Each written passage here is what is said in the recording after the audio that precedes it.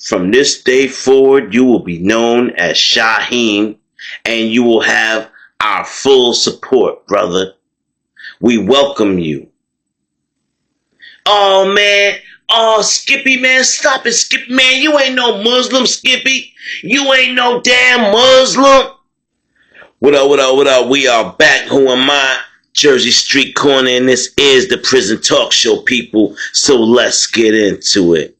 Now, I know you saw the thumbnail, and it's a little confusing.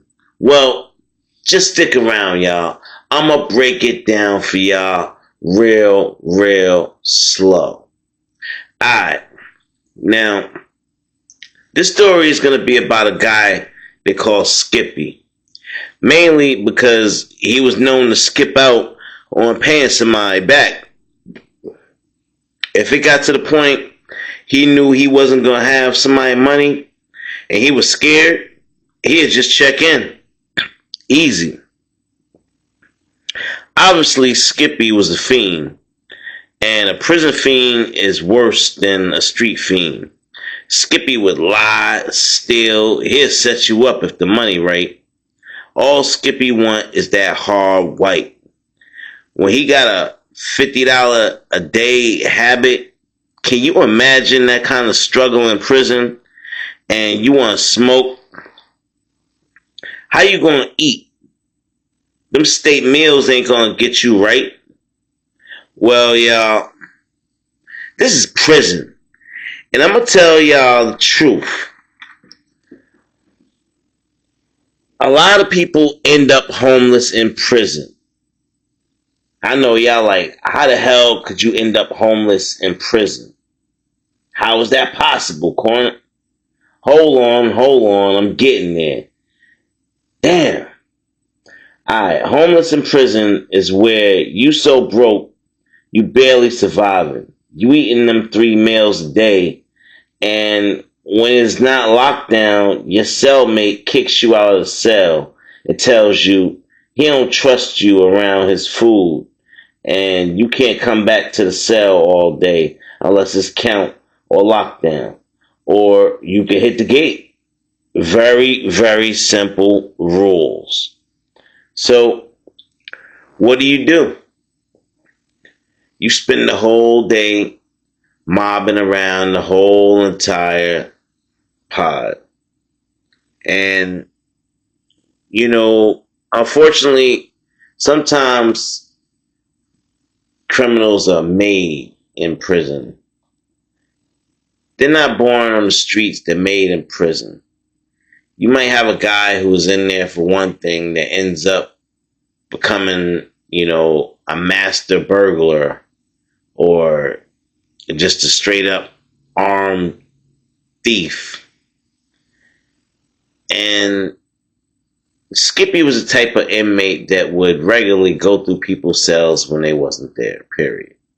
If he saw a cell empty, he'd go ahead and knock on the door. Ain't nobody say nothing. He'd run up in there real quick and he'd look around, swivel his neck. And somebody always watching, whether you see them or not, is somebody hiding somewhere that's always watching that sees you. And he'll run up in the cell, ransack it real quick, see if he can find anything valuable, stamps, or, he don't want your chips or your juice or your soda, none of that. He wants your stamps and your Black and Milds, your Newports. He want the good shit. He wants shit that he could trade. He don't want to smoke. He want that rock. So maybe he might find that if he go through enough lockers. You never know. But he ain't stupid enough to go through one of them people that would have that rock lockers. He ain't gonna lie for that. For real. Now, Skippy will get caught. And most of the time, everybody just show him, light prison justice. They'll beat him down and kick him back out in the streets. And the streets was, the day room, the tier, the hallway out there. That's where he had to hang out. Ain't nobody want him in their cell. Ain't nobody want nothing to do with him. Skippy was a problem. And he stayed with a black eye. You know, you could tell he on something, like for real. His eyes be twitching. He be talking all fast. And Skippy is just a real problem. So some days he'll just fall asleep in the day room, act like he watching TV, and just sit there in the chair and fall asleep. He'd be snoring and everything. Everybody done left. Everybody leave him. Leave the TV on. Leave him in there. Now, after days of being out in the streets and doing whatever he could to steal enough stuff just to get a $5 piece to get him going, when that didn't work, well, Skippy sold himself. Whether it was his mouth or his ass, he didn't care as long as they paid. Skippy was engaging in at least 3 homosexual relationships in the prison. And one day, after getting his ass beaten by his undercover boyfriend or side boyfriend, whatever you want to call him, he was just in that day room looking tore up, like defeated. Like life just got him down. And the good brother Sharif walked up to him and he stood next to him and he said, "Listen, brother, God is watching. God is listening. If you need to speak to somebody, my cell door is always open. Come talk to me and my brothers and we can set you on a righteous path. You just have to be willing to accept it." So now, Skippy skied out of his mind, y'all. Yeah, he got his ass beat, but he don't even feel none of that because he skied up. He just sitting there looking at dude cross-eyed like, huh? You talking to me? And, you know, he can't believe that somebody's inviting him to find more about God when he's a damn demon. So he laughed. He like, "Man, I don't think so, man. I don't think so, man. I don't need no teaching, man. I'm good, man. I'm good, man." So Sharif said, "Understood." And he walked off, went back to the cell, and, you know, he was going to have a little time to himself, do his prayers, read his Quran, all of that. Now, Skippy, you know, he's starting to come down. So now things are starting to be a little clearer to him. And it's clear to him that he has no idea where he's getting his next piece from. There is nobody else to rob and steal from that ain't going to beat him down. Everybody know about him. It is a wrap. If you ain't got your piece before last lockdown, you going to go through it. And there's been plenty of nights that Skippy been in that cell going through it. Now, hopefully, you know, his bunkie, his roommate, will come back with something and he'll share with him. You know, else they'd be in there fighting if he don't share. But Skippy is living a very, very dangerous and alternative lifestyle, y'all. A lifestyle that can only lead one direction. Either to lock up or to the grave. Because not only are you messing with substances that could end your life, but you are intermingling yourself with all these men that could potentially, each one of them could potentially have a disease that might end your life. That package. So he playing a dirty, dirty game with his life, y'all. Now get in the comment box. Do y'all think Skippy deserves whatever happens to him? Or do you think he should take the good brother Sharif up on his offer? What do you think, y'all? Now, one of the most hardest things you're going to find, and this is probably in and out of jail, is accepting help. When you know you need help, it's hard to accept help from somebody that you A, don't know, and B, you're scared. You're scared of change. Most people are scared to do something different. Well, I got news for you people. You're going to continue to get the same results if you keep doing the same thing. You know how they say stupid questions get stupid answers? Well, there you go. So, Skippy, he just needs a little bit of time to have a revelation with himself and decide what he wants to do with his life. Do you want to be out there in them streets your whole bid? You want to go home even worse of a loser than you was when you came in here? What do you want to do with yourself, Skippy? Because now is the time that you're going to have to figure it out.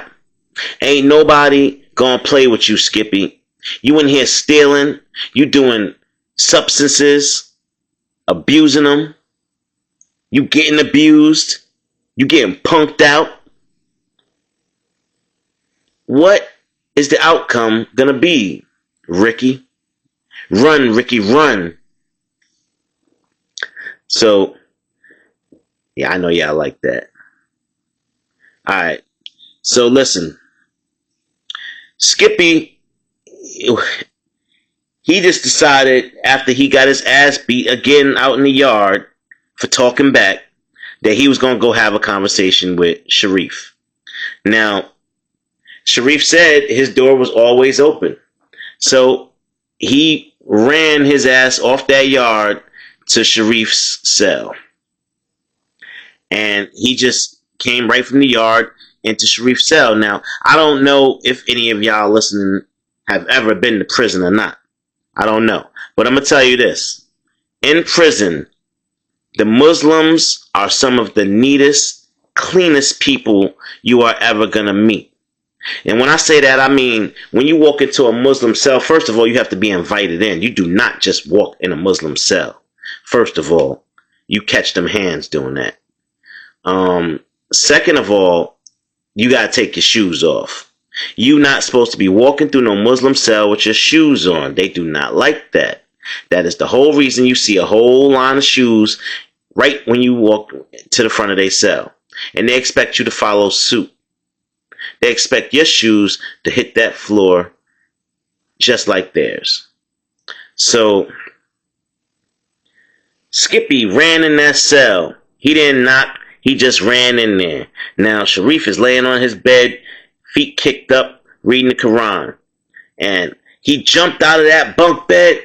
Take your damn shoes off, man! What is you doing? Look at my rug! Look at my rug!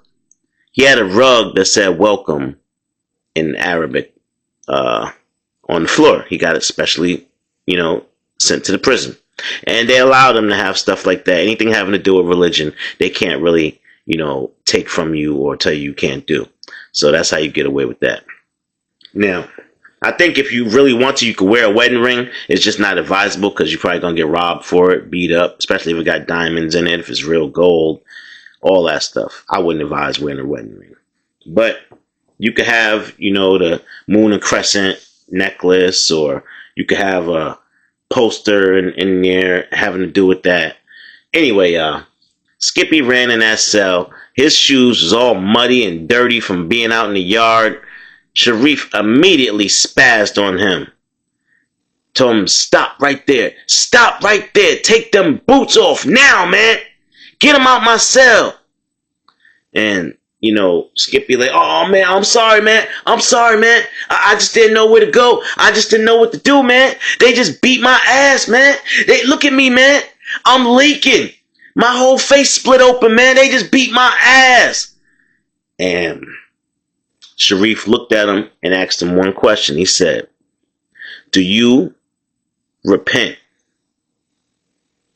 Do you want to be saved from your sins?